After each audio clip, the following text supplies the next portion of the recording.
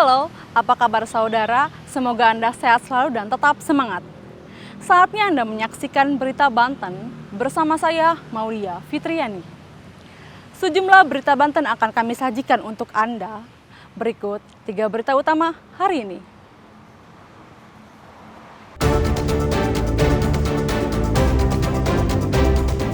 Kepergok saat mencuri, pelaku curanmor di Cilegon letuskan tembakan ke arah warga.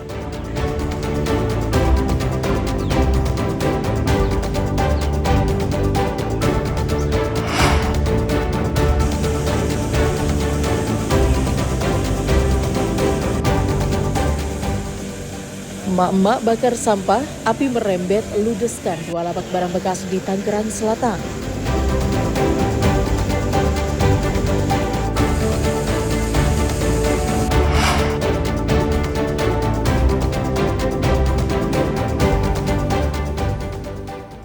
Kerjasama pengelolaan sampah TPA Bangkonol Pandeglang ditolak warga.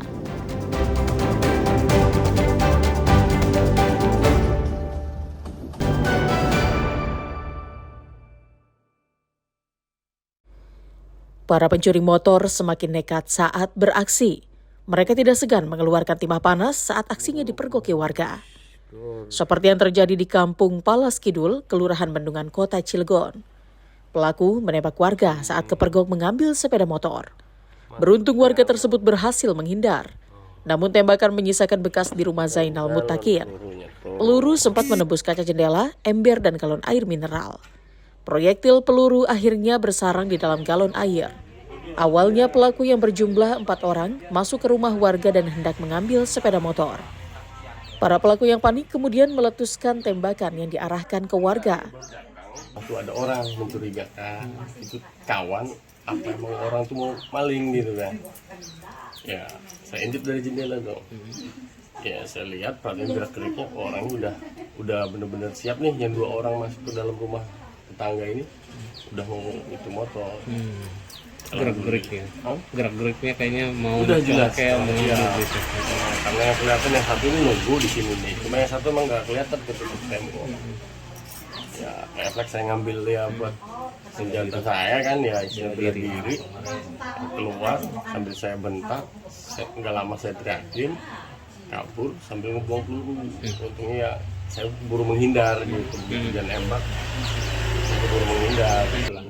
Tapi kejadian yang paling ini malamnya mengerikan ini sampai ngeluarin dengan mengeluarkan senjata senjata ya. iya. Ini sempat menggegerkan semua warga. Ya sini jelas lah Pak, karena ada ada senjata itu. Iya benar. resah nggak sih Pak ini Pak? Ya dengan resah kondisi jelas ini? Pak. Resahkan, Mintanya gimana Pak? Minta ke aparat kira-kira bisa lebih memperketat. Lebih memperketat patrolinya. Warga di lokasi tersebut meminta polisi agar segera menangkap para pelaku. Polisi juga telah melakukan olah tempat kejadian perkara dan mengamankan barang bukti, termasuk proyektil di dalam galon air guna mengungkap tindakan kriminal tersebut. Ariel Maranus dan Haji Ramadan melaporkan dari kota Cilegon. Setelah menjadi sorotan dan pemberitaan media, Ririn, bocah berusia 10 tahun, asal Kecamatan Bojong, Kabupaten Pandeglang yang divonis mengalami lumpuh otak, akhirnya dibawa ke Rumah Sakit Banten oleh pihak Muspika Kecamatan Bojong dan Desa Banyumas. Saat ini, Ririn hanya bisa berbaring di rumahnya dan kehilangan keceriaan karena penyakit yang diderita sejak kecil. Sebelumnya, Ririn dirawat seadanya di rumah karena keterbatasan biaya. Saat lahir, Ririn sebenarnya memiliki berat badan normal, yaitu 3,4 kg. Namun memasuki usia 4 bulan, Ririn mengalami demam tinggi dan kejang-kejang.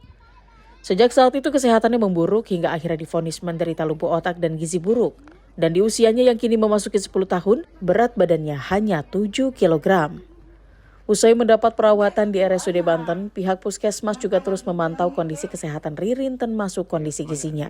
Ini sejak beliau hamil, kemudian melahirkan bayi, balita, kemudian sampai saat ini pun masih kita tangani. Ini infonya dibawa ke RSUD Banten ya Bu ya? Ya, tadi kami bersama dengan Muspika, Kepala Desa, TKSK, sama-sama membawa anak Ririn ke Rumah Sakit Banten dan alhamdulillah sudah masuk ruangan berkat kerjasama Saya konsul dengan Ibu Kadis ke Kepala Dinas Kesehatan Provinsi, Kepala Dinas Provinsi, langsung ke Direktur Rumah Sakit. Berarti alhamdulillah udah ditangani ya Bu ya? Alhamdulillah, mudah-mudahan bisa ditangani sesuai dengan yang seharusnya. Orang tua Ririn berterima kasih kepada pihak yang membantu sehingga anaknya bisa dibawa ke rumah sakit untuk mendapatkan perawatan. Alhamdulillah sudah dari pihak Muspika Desa Bojong, Kecamatan Bojong, Ibu Kapus Bojong, Puskesmas sudah berterima kasih sudah bawa Ririn ke Rumah Sakit RSUD Banten.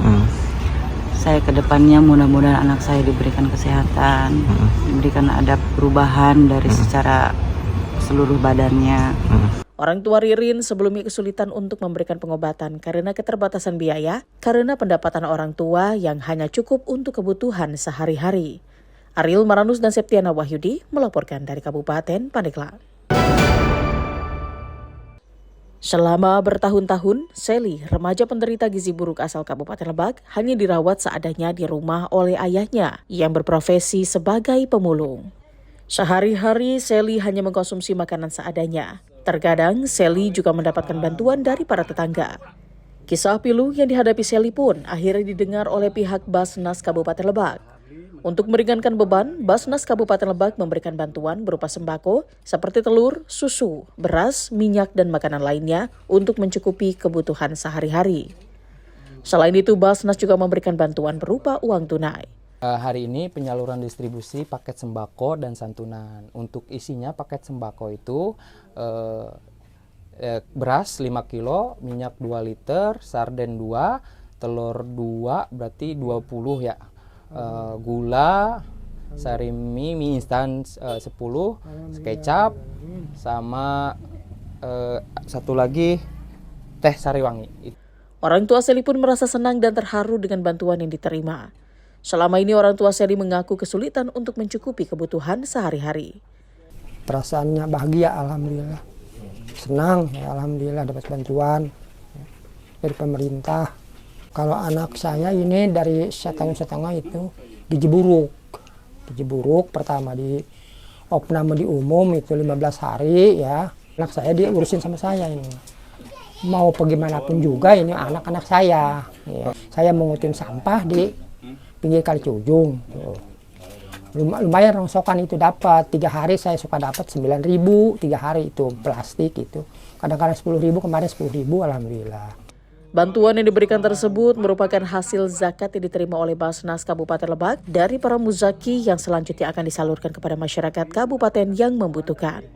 Ariel Maranus dan Sajiwa Pratama melaporkan dari Kabupaten Lebak.